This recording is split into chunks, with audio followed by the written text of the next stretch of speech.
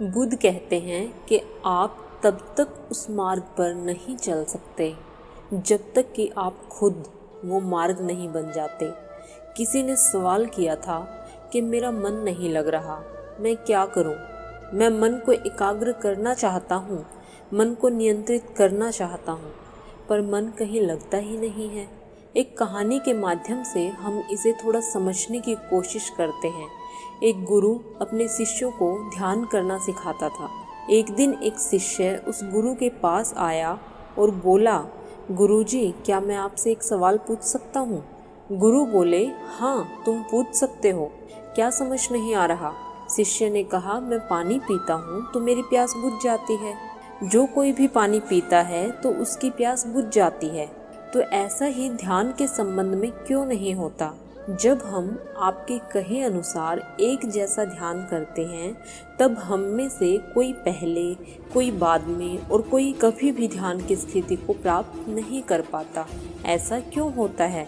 जैसे पानी से सबकी प्यास बुझ जाती है, वैसे ही ध्यान से सबके ज्ञान चक्षु खुल जाने चाहिए, पर ऐसा नहीं होता।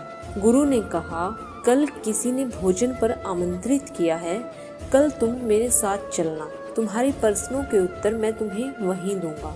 अगले दिन गुरु और शिष्य भोजन के लिए एक धनी व्यक्ति के घर पहुंचे। उस धनी व्यक्ति की पत्नी ने गुरु को भोजन पर आमंत्रित किया था। वहां पहुंचते ही गुरु और शिष्य दोनों भोजन के लिए बैठ गए। उसी समय उस महिला का पति भी भोजन के लिए बैठा हुआ था। भोजन देखकर वह अपने नौकरों पर चिल्लाया, यह क्या बेकार का भोजन बना रखा है, इसमें कोई स्वाद भी नहीं। यह कहकर उसने अपने भोजन की थाली फेंक दी और नौकरों से कहा कि जाओ और दोबारा भोजन बनाओ। उस स्त्री ने गुरु और शिष्य से माफी मांगी और उन्हें भोजन परोसा। गुरु शिष्य ने भोजन किया और गुरु ने अपनी थाली में से 2 रोटियां छोड़ दी और महिला से कहा, पुत्री, क्या ये 2 रोटी तुम मुझे बांध कर दे सकती हो? उस महिला ने वो 2 रोटी बांधकर गुरु को दे दी। गुरु और शिष्य वहां से चल दिए। रास्ते में गुरु ने शिष्य से पूछा कि भोजन खाकर तुम्हें कैसा लगा? शिष्य ने कहा, भोजन स्वादिष्ट था, मुझे बहुत अच्छा लगा। इससे अधिक तुम्हें और कुछ नहीं लगा? शिष्य ने कहा, इससे अधिक क्या लग सकता है गुरुदेव? मेरी भूख मिट गई और मेरा पेट भर गया। गुरु ने कहा, भोजन स्वादिष्ट था, तब उस महिला के पति को भोजन स्वादिष्ट क्यों नहीं लगा? भोजन तो एक सा ही था। शिष्य ने कहा, आप ठीक कहते हैं गुरुदेव, भोजन तो स्वादिष्ट ही था, मैं समझ नहीं पा रहा हूँ, आप ही कुछ बताइए।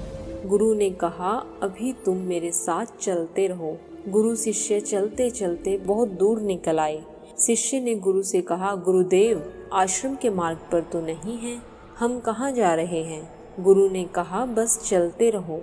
बहुत दूर चलने के बाद अचानक एक फटे हाल व्यक्ति उन दोनों के सामने आ गया और गुरु के चरणों में गिर गया और बोला, हे परमात्मा, हे ईश्वर, मेरी मदद करो।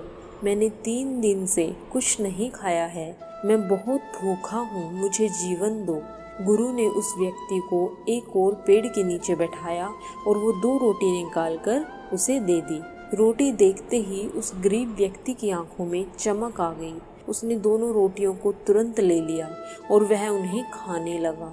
खाते खाते उस व्यक्ति की आंखों से आंसू गिर रहे थे और ऐसा लग रहा था जैसे कि वो हाथों से इशारे कर रहा था, जैसे किसी अदृश्य शक्ति से कह रहा हो, तेरा धन्यवाद। खाना खाने के बाद उस व्यक्ति ने गुरु को हाथ जोड़कर प्रणाम कर धन्यवाद दिया।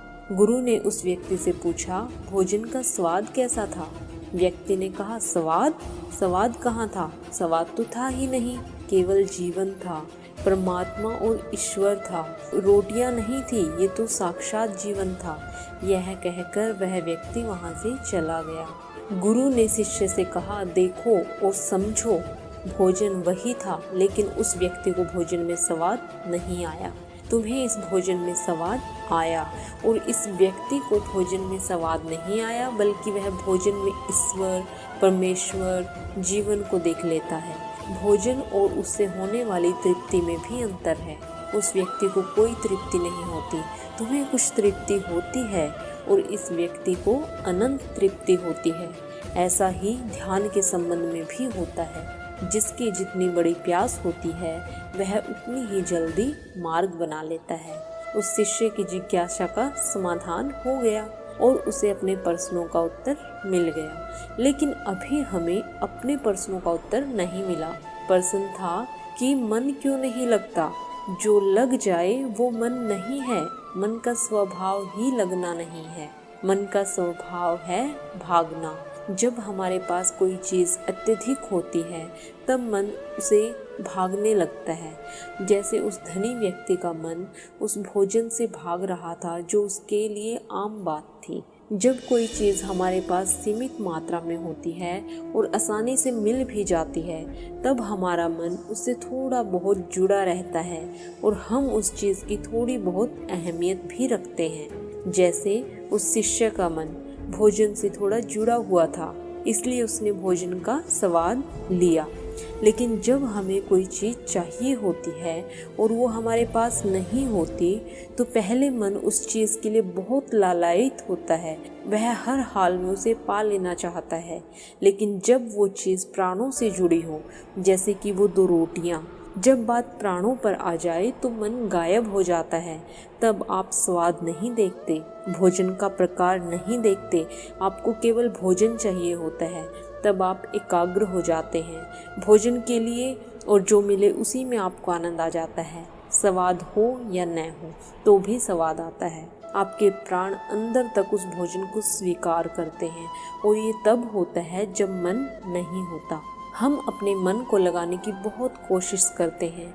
कुछ पढ़ाई में मन लगाने की कोशिश करते हैं, कुछ अपने काम में मन लगाने की कोशिश करते हैं, लेकिन आपने देखा होगा मन कहीं नहीं लगता और लग भी नहीं सकता, क्योंकि इसका काम किसी चीज़ में लगना ही नहीं है, बल्कि इसका काम है आपको भगाना इधर से उधर। जैसे एक चीज़ आपको मिली तो दूसरी चीज़ पर आपको ले जाना, दूसरी मिली तो तीसरी पर ले जाना। मन संतुष्टि को नहीं जानता है, मन तो केवल पाना जानता है, पाने के बाद भूल जाना जानता है। जो मिल गया उसे छोड़ देने की आदत होती है, जो छूट गया उसे फिर से पा लेने की आदत होती है। अपनी ज़िंदगी के पिछले हिस्सों को देखें और जानें कि क्या आज तक आपका मन कहीं रुका है, कहीं लगा है, या वह अभी तक आपको भगा रहा है और आप भाग रहे हैं। अब सवाल आता है कि यदि मन का काम भागना है तो क्या हम जिंदगी भर भागते ही रहेंगे? हम कहीं नहीं रुकेंगे। ध्यान से देखो तो जिंदगी ऐसी ही है। जन्म लेने से मृत्यु तक आदमी भागता ही रहता है, कभी एक चीज़ के पीछे तो कभी दूसरी चीज़ के पीछे।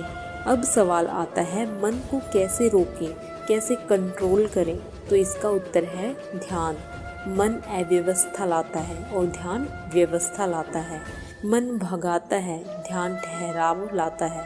मन लालच देता है, ध्यान लालच को देखने की दृष्टि देता है। मन कहता है किसी भी चीज़ को पकड़ ले, ध्यान कहता है जो मिला है उसे जान ले। ध्यान एकाग्रता लाता है, लेकिन ध्यान को लेकर भी हम भ्रमित रहते हैं। हम ध्यान आंखें बंद कर बैठ जाने को ही समझ लेते हैं।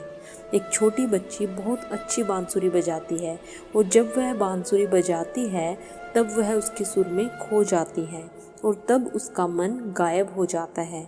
उसके प्राण केवल उस बांसुरी की धुन में ही रम जाते हैं और यही उसका ध्यान बन जाता है।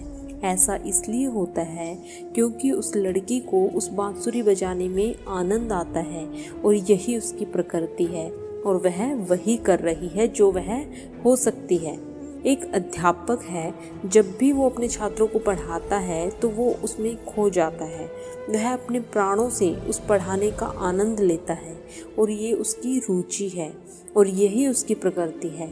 जब वह पढ़ा रहा होता है तब उसके मन में कोई हलचल नहीं होती। वो न तो भूतकाल की बात सोचता है, न ही भविष्य काल की बात सोचता है। वह केवल वर्तमान पल में रहता है और यही उसका ध्यान है।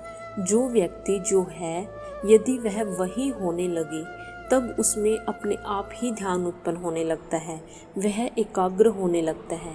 लेकिन जब व्यक्ति कुछ और होने की कोशिश करता है तब मन हावी होने लगता है, एकाग्रता टूट जाती है और हम भागते रहते हैं।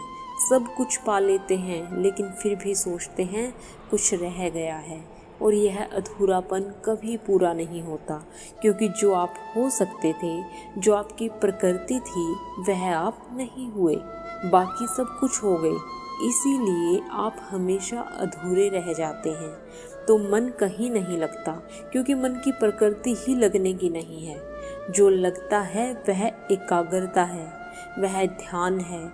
और जहाँ आपको एकाग्रता मिल जाए, समझना यही वह रास्ता है जो आपके लिए बना है, जिस पर चलकर आप खुद को संपूर्ण बना सकते हैं।